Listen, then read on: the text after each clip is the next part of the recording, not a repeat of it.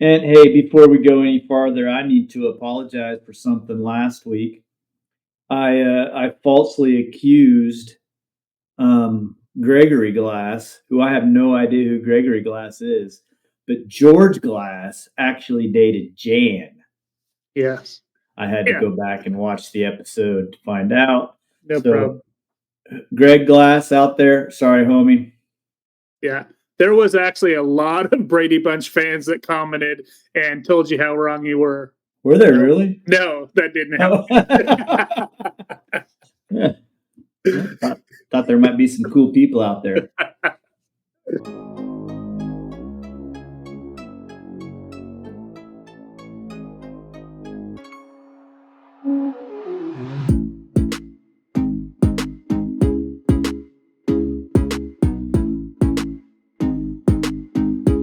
Hello, everyone, and welcome in to the Players Meeting, a Win Dummies production.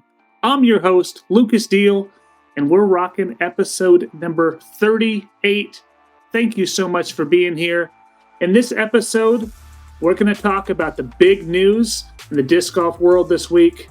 First and foremost, Ken Climo, the champ, inks an exclusive deal worth a lot of money, and we're going to break down if they got it right. Some off-season tournaments for some of these players.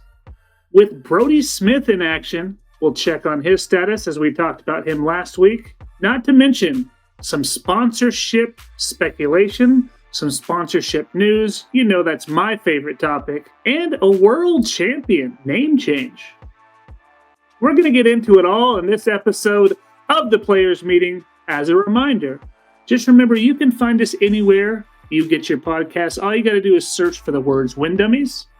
And please, subscribe to the Disc and Deals Coverage YouTube channel. Hit that bell for notifications so you never miss a single episode of the podcast or of any other awesome content that we put out.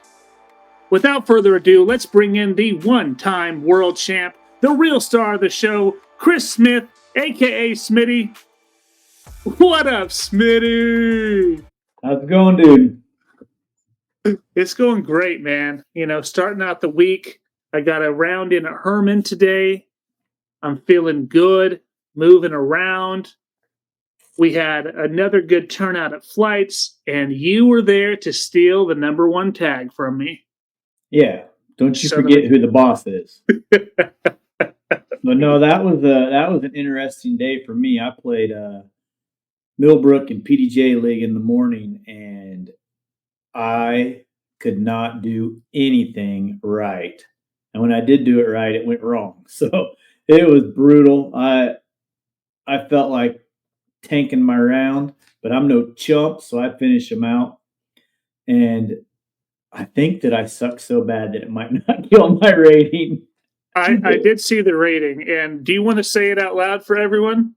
What it ended up being? 9-something teen. No, it's even lower after I was settled. It was 909. Good. That baby ain't counting. Yeah, I screenshot it, put it on my bulletin board as a reminder that even the greats can have a bad round. Man, I birdied the first two holes, and then I couldn't get within 30 feet the rest of the round. And when I did, I hit the face mask, and it was ugly, and I threw out of bounds. Oh my God. Anyhow, I kicked your ass afterwards. Yeah, you made up for it when it came to Flights. And we must say, Smitty, it wasn't just my ass. It was all 44 other people that showed up to Flights. Yeah. And hey, before we go any farther, I need to apologize for something last week. I falsely accused Gregory Glass, who I have no idea who Gregory Glass is, but George Glass actually dated Jan. Yes. I had to go back and watch the episode to find out. No problem. Greg Glass out there, sorry, homie. Yeah. There was actually a lot of Brady Bunch fans that commented and told you how wrong you were. Were there really? No, that didn't happen. Yeah. Thought there might be some cool people out there. So Well, dude, some good stuff to talk about tonight. Should we get into it? Yeah, we don't have a lot, but what we have is pretty fun and pretty juicy, I think. So, Yep.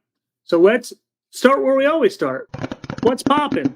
What's been happening around the world of disc golf? This week we had some off-season tournaments. Which one are we starting with?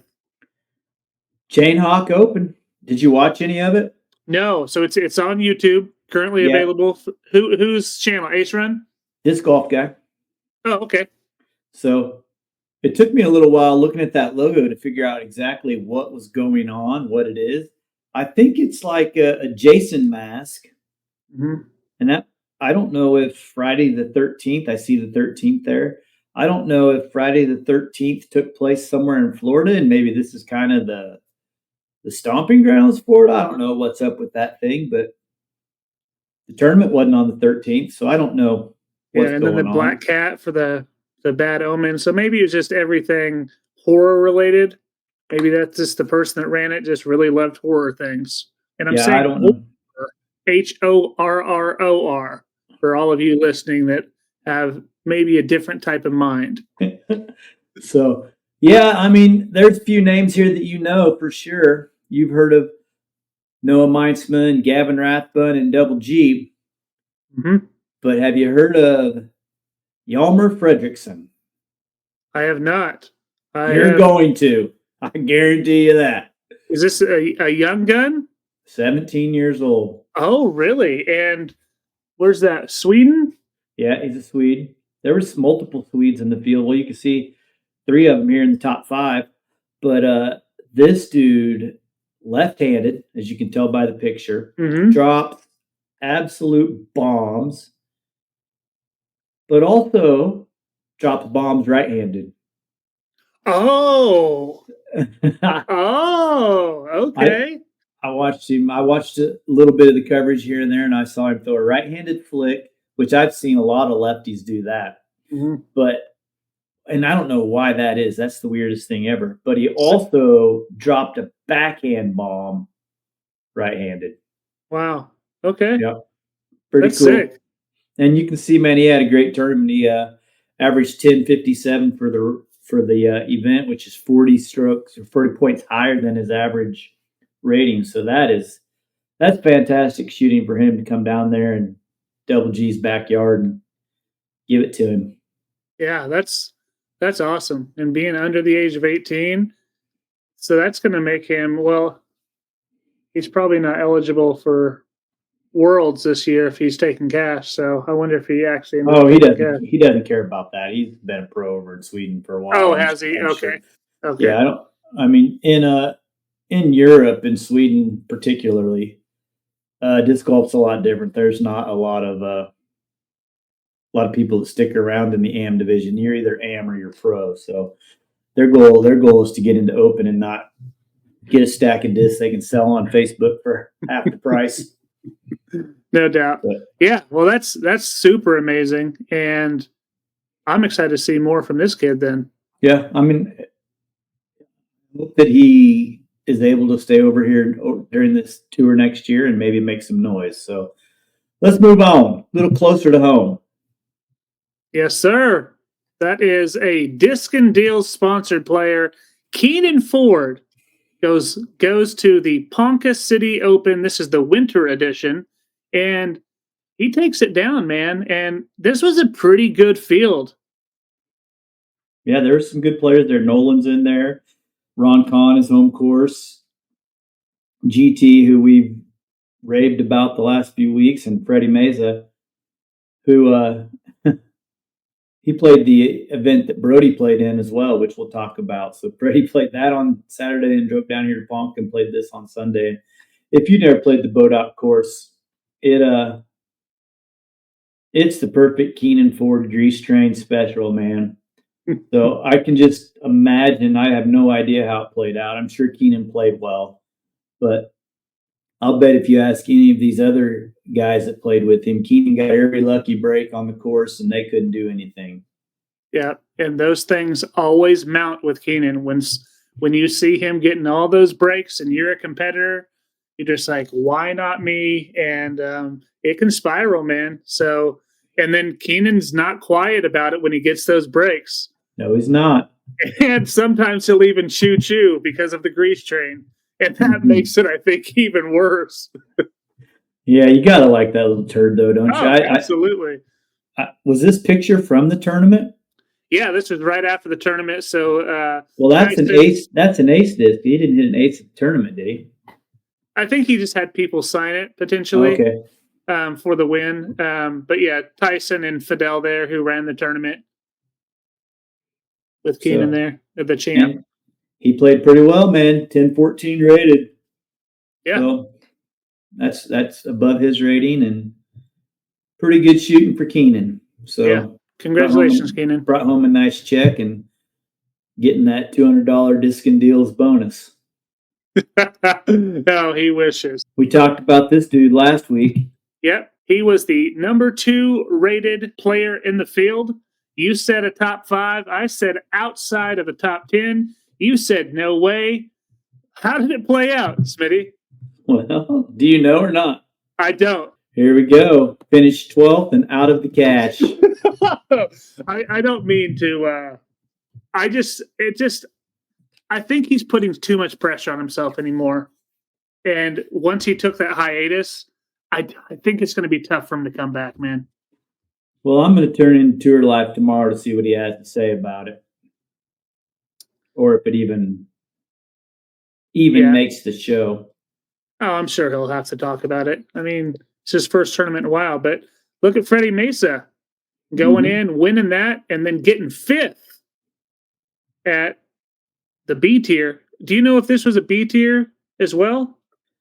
I think this was a C tier. Oh, it must have been a B tier. Look at that, 733. Yeah, I thought with the cash amount there. So, yeah. So, that just goes to show Keenan maybe could have competed here as well. So, Keenan can compete anywhere if he keeps his head on straight and focuses on to what he's got going on. So here's Hayden Fredrickson. I don't know that particular person. But yeah, Freddie was the top rated player and he won by just a stroke. Man, Brody 11 under. So 15 strokes back from the leader. Yeah, he shot 964, 953. Yeah, yikes. Which, whatever ratings are, like them or hate them, we know that 964 and 953 isn't that great, but it's a heck of a lot better than 909. Yeah, surprising though. I was hoping that he would play decently well, but didn't look like he did. And yeah, I'm interested to see what he says. I won't watch, but we can report in on that next week too. I'll let you know. Thank you. If I make it through it. So, but the big news of the week. This is huge. Well, it appears to be huge. We haven't heard anything from the Climo or the Discraft camp. Right? Yep. But somebody either leaked this news or it's just all made up. I don't know. I mean, I'm hoping for Climo's sake that it's real. But $200,000 a year for a 56-year-old who doesn't play? Yeah. Yeah. Way more than I would have ever imagined that he was going to make. Discraft, as you mentioned last week when we were talking about Ezra, they definitely have the money to do something like this. But do you see a return on the investment in this deal if this is true life, if this is real? I think whenever they release this Ken Climo disc line, I think people will buy them up right off the bat. But beyond that, I don't know what's going to happen. And what I wonder about, or what are people like Anthony Barella going to say?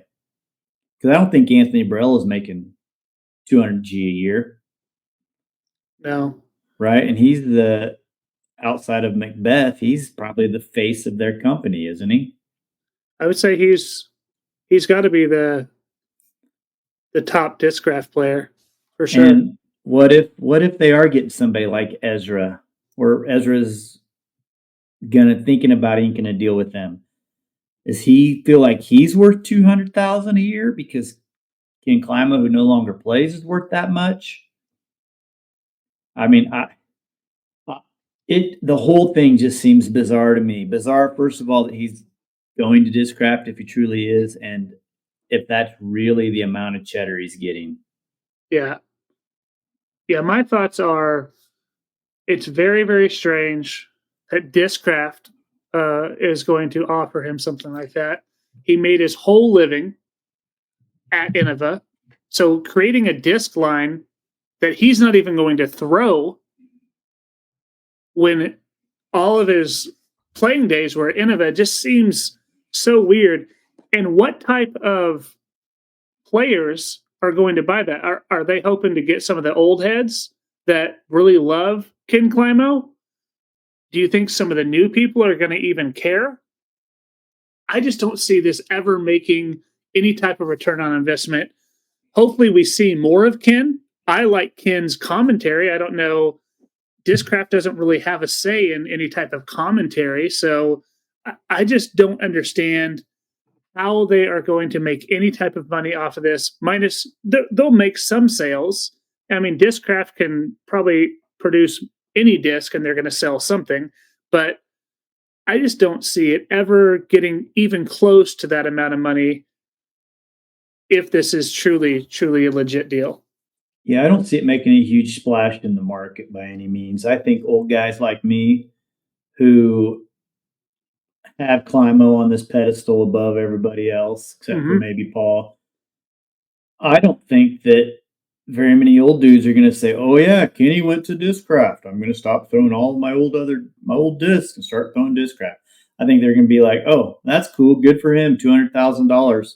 I got league on Tuesday. I'm going to take my discs out of the garage and go play." Type deal. I don't think that young guys are gonna care.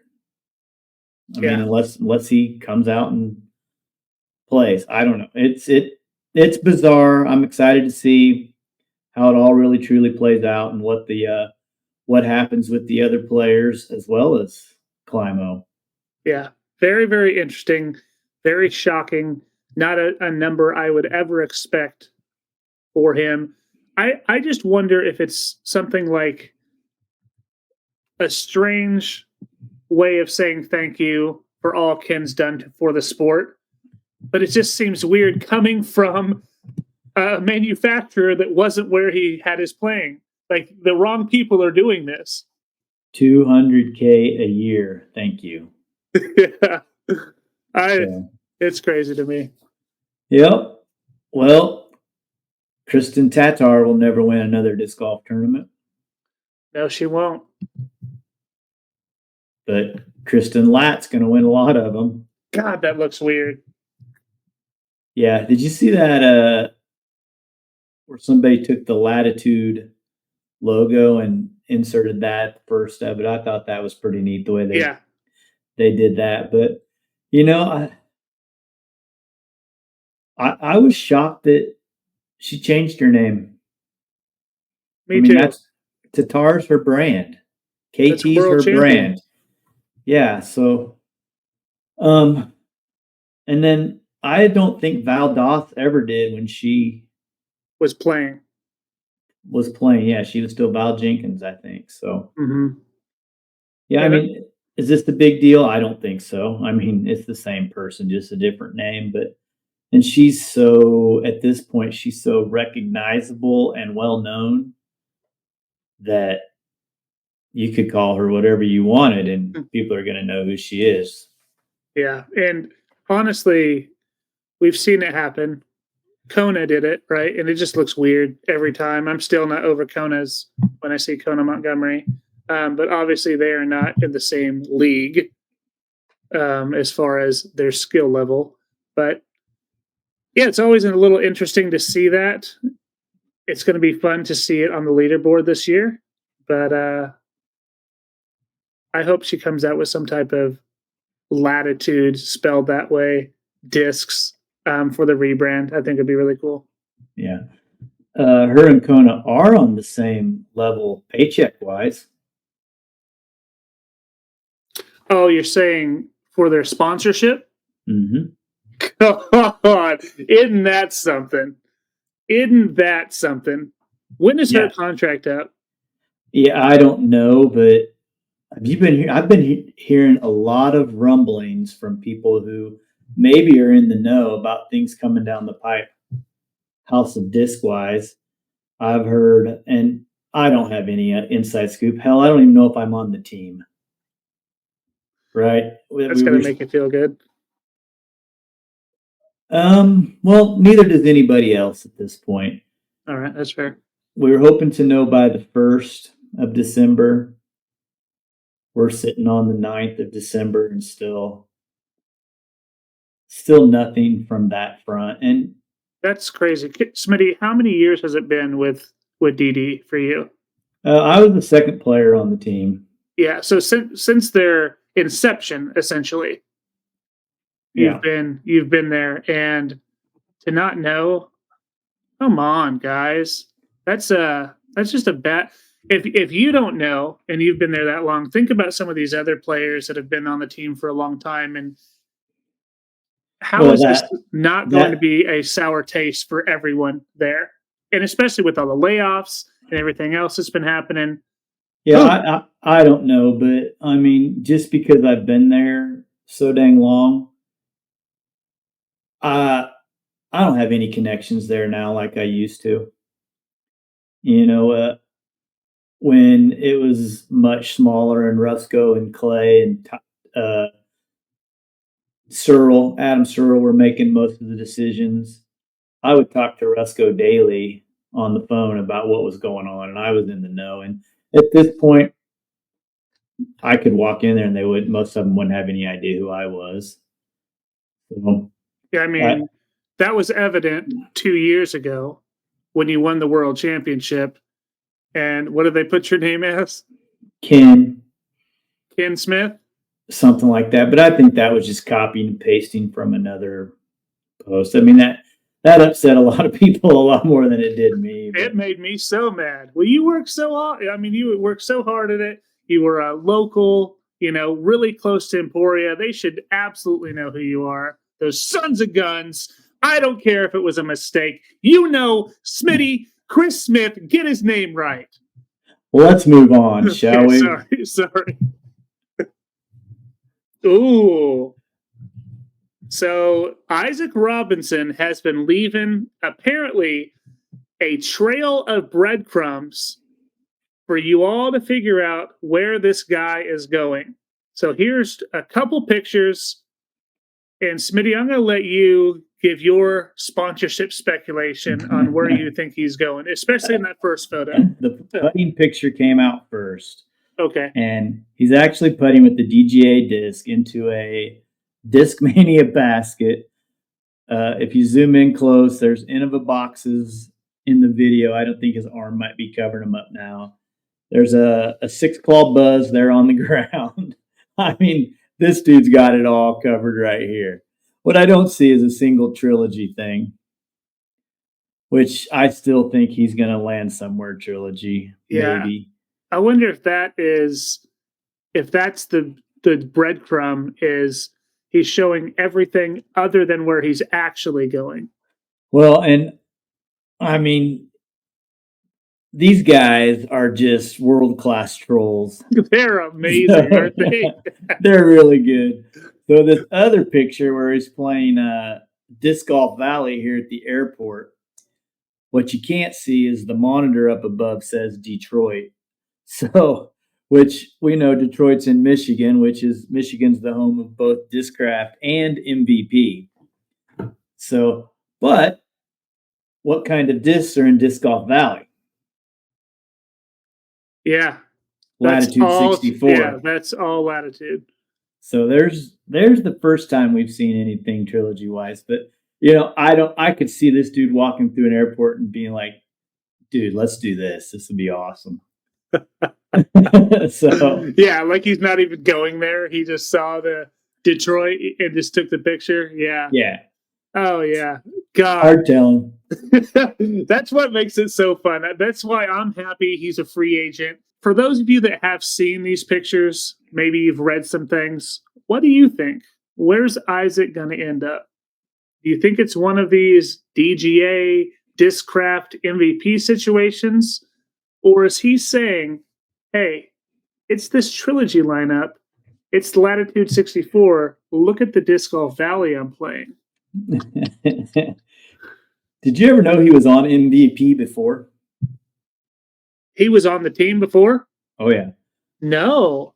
Yeah, so, before he was on Prodigy, he was on MVP. If you just Google Isaac Robinson MVP, really? there's a article that comes up from like 2017 or 19, something like that.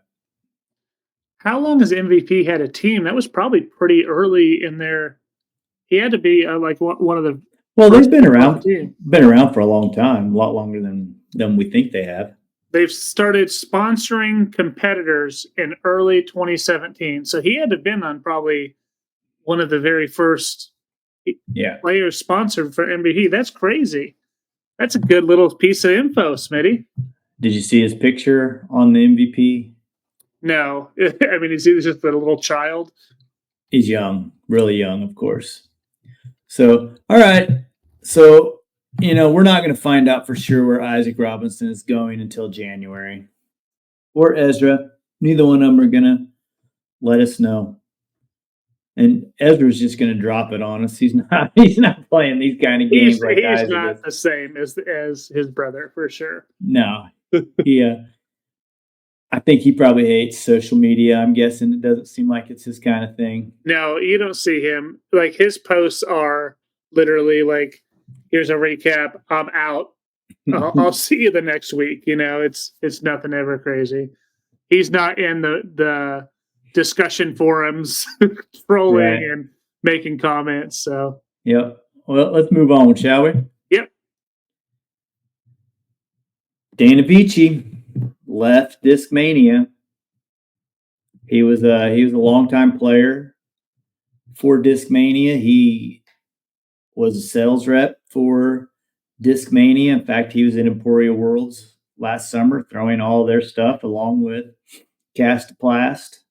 He was just throwing the entire house of disc lineup, basically, and pretty much says, I decided to leave, see ya. And this may be more House of Discs related because maybe he saw the writing on the wall.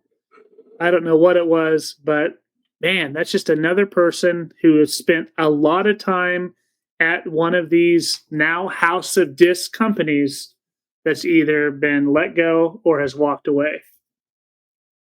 They are not doing something right. And people are starting to notice there's got to be some turmoil inside. Got to be. Well, if you watch any of the other podcasts, they're all alluding to something coming down. And a lot of those guys, like the disc golf world, they have, like we just said last week, they've got people that are feeding them information. Yeah, they actually commented, but they also said the House of Disc situation is even baffling to them. So I don't even know if they have connections that know anything about what's going on there either. And the first person that's going to break that news is going to get a lot of views because everyone, I'm sure, is wanting to know what's going on inside.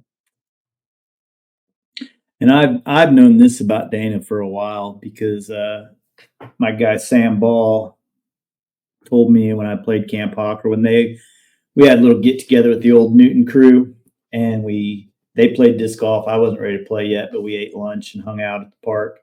And Sam told me all about it. So pretty crazy.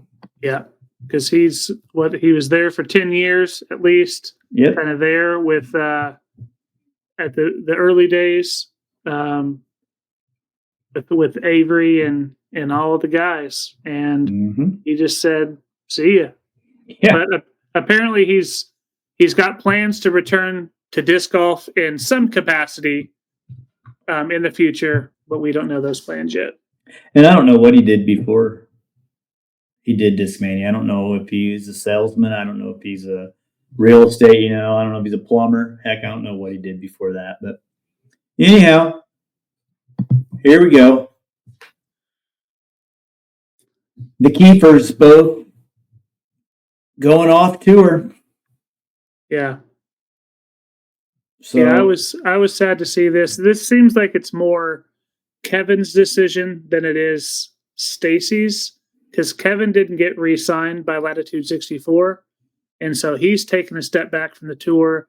And then Stacy, shortly after, said, "Yo, I'm not going either." And it's probably more so because she doesn't want to tour without him. But she actually alluded to her not really enjoying it the same way that she thought she would, and the grind of the tour wasn't as fun as she thought, which I was surprised because if we're talking money makers, she was the breadwinner of that relationship as far as on tour is concerned.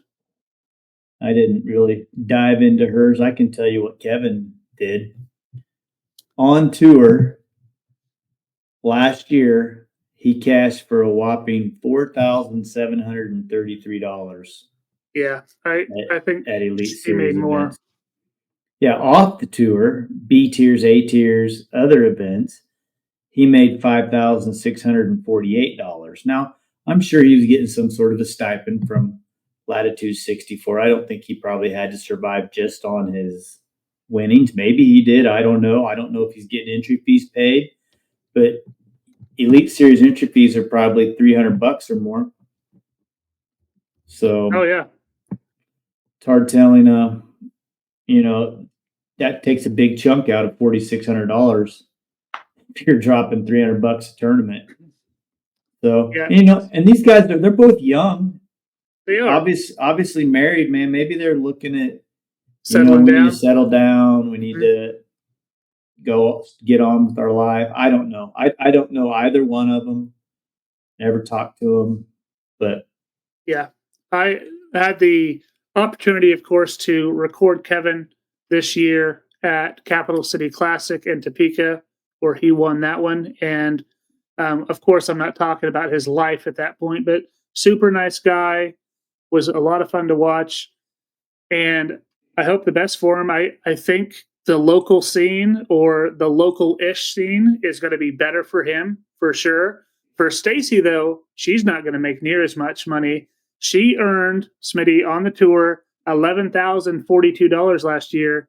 She's not going to sniff that in the local scene. There's just not enough women to play.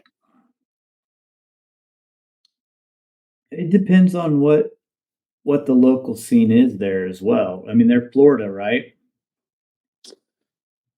Yeah, I don't know. Kevin's I feel, Florida. I think Stacy was up north, Michigan, Minnesota, that type of area. I don't know exactly where she was from. a lot of tournaments, B tiers, A tiers, which they'll probably play, do pay out the top women fairly well. And the fact that you're not driving across the country and you're not living on the road and your entry fees are probably cut in half. I mean, $11,000 for a whole year's pay. Yeah, but she's sponsored by MVP, so she probably had the same situation. But it doesn't sound like she's not sponsored by them anymore. She's not talking about not being sponsored. She's just talking about not being on tour. So she may still be sponsored by MVP and just so she might still be getting like some type of incentive or bonuses based on her play.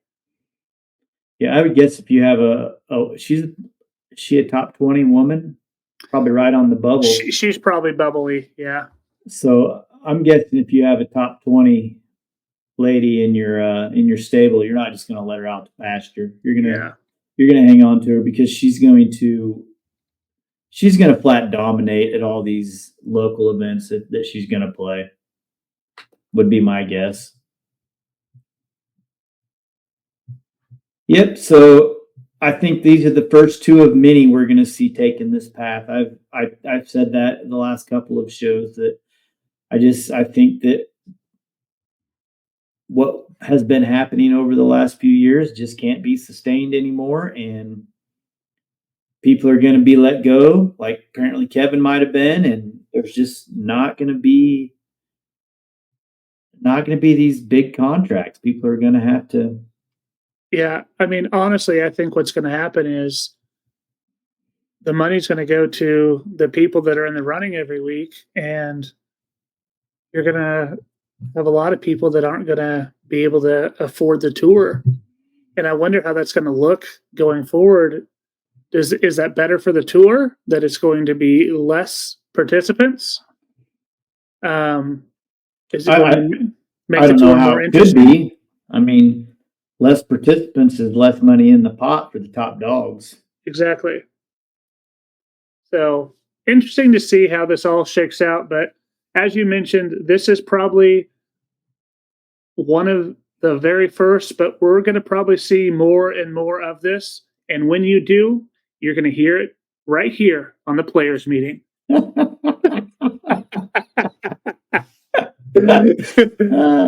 man, I tried to plug it. Did that sound cool? Last thing I got for you. This is pretty cool. Disc golf is so popular in Finland that almost every household has a room dedicated to drying your disc golf equipment. How real is this, though? Who is Chaos Weaver? I don't know, man. But I think it just looks like a sauna. Yeah, it does. I think I read somewhere that 1 in 20 people in Finland play disc golf. I could see that. But maybe just a lot of homes have a sauna in Finland and they're using it as this. But or maybe this is real. Just some guy being funny on Reddit. That's what I think. But regardless, I don't know if you know this or not, Smitty, but I actually have a sauna in my house. I did not know that. There's not a lot that I have in this world, but a sauna is one of them. And how often do you go sauna? It's actually a storage closet. That's how we use it. All right, then. You and Kendra don't go in there and get a good sweat on? You know, good for the pores. Good for the pores. It's really good. I love a sauna, but the electrical box is just out and it's not covered, and it just feels unsafe. so don't change fuses while you're using it, and you'll be fine. Yeah, so it works though. They showed us when we first got the house, and then we put stuff in it right when we moved, and it's never moved out of there. We've been here for 4 years. Right on. Well, I mean, slow week, dude. Not much going on. I think we covered all the main points for the week, and I mean, we did really well with our views on podcasts. Maybe this is the length we need to go from now on, Smitty. Maybe we're just talking too much. Yeah. We're at 1.1 thousand. We've never been here with the podcast. Hell no. We've never break 200. Yeah, I'm wondering if it was me saying the Ezra stuff and if I did some clickbait type stuff as well. We didn't get all thumbs up. Usually we get all thumbs up. There were some thumbs down, so I think some people were upset about the clickbait. So yeah, I don't care.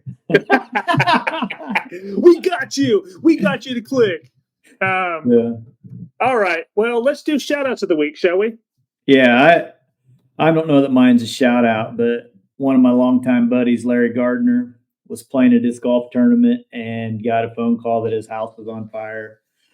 And they drove all the way home. It sounded like it was a couple hours away at the tournament, and got home, and it sounds like his house and many of his belongings are no longer. So I've been thinking about him a lot this week, wondering, exactly what it would be like going through something like that. One time, my disc golf bag, I laid it on the back of my truck and drove off and lost it for a week in a ditch. And that was like losing everything. I can't imagine if I truly did lose everything, what it would be like. Yeah, that's terrible. Do they know what caused it? Yeah, I haven't really. No, that's crazy. Found out, but yeah, that sucks for LG. So yeah, that's terrible. Well, on a brighter side, I'm going to give some shout outs. Number one to Ed Root, who helped take money for flights this week. And of course to you, Smitty. Thank you so much for helping with payout this week. Really, really appreciate that. And just so everyone knows, we just announced this, but the food drive is coming up very, very soon on the 28th of December at Herman Hill, 10 a.m. We're going to do a chili cook-off. We're going to have raffles. So if you have any raffle items, let us know. Hit us up, and we'll get those added. We had 100 people last year. All of the proceeds go to the food pantry here in Wichita, and it's for a good cause. We raised over $4,000 last year. It was amazing. I think it was $4,600. Yeah. So really, really cool. Hoping to do it again. Jose Rodriguez, got to give a shout out to him. He won the chili cook-off last year, even though Smitty was lobbying for votes the entire time. That spicy chili from Jose. I'm just throwing in so many jalapenos this year. Like, your lips are going to get burnt just eating mine. It's not going to be good, but I'll probably win. Yeah, we'll see how many people you twist their arm to vote for you. Hey, did you vote? Did you vote for me? Did you? Did you try number 3? Did you try number 3? That's what you did. All right, dude. Well, this is a fun episode. We hope to catch you all next week. Same time, same place. Tuesdays. We'll see you then. Take care. Bye-bye now. Later.